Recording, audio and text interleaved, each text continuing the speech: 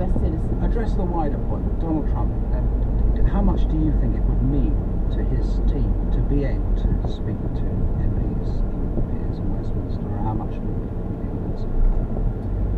I think he's definitely not concerned by what Burkow said, and I think that if Theresa May invited him, then he would take her guidance.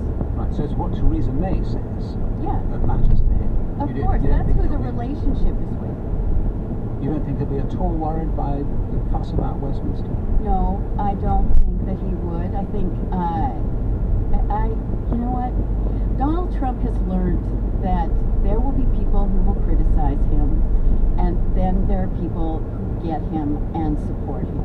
And so, you know, he is focused on his mission, and he will stay focused on that. Ken Hayes, thank you. 16 minutes to 9. It's not so long ago the Tory government endlessly preached the virtues of people being able to buy, to own their homes. Well, this government's acknowledged the housing market is broken.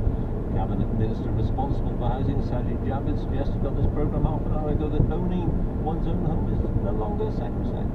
And the fact that you walk down any high street today, you will see young people with their faces pressed against estate agents' windows, dreaming of having their own place to rent or to buy, just a decent place.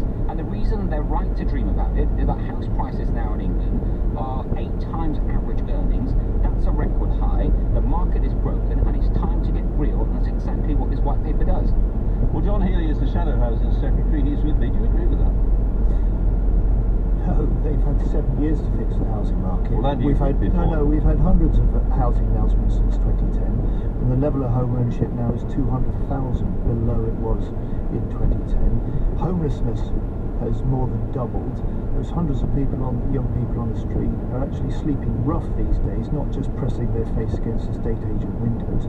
And last year we saw the lowest level of new affordable house building in this country for 24 years. There is just a huge gap between the rhetoric of Tory ministers and their record on housing. But on that specific point about maybe shifting our gaze a little from the magic of owning, the allure of owning your own home as opposed to renting your own home, perhaps the time has come to do that, given that the price of houses have reached such a level, and so on and so on.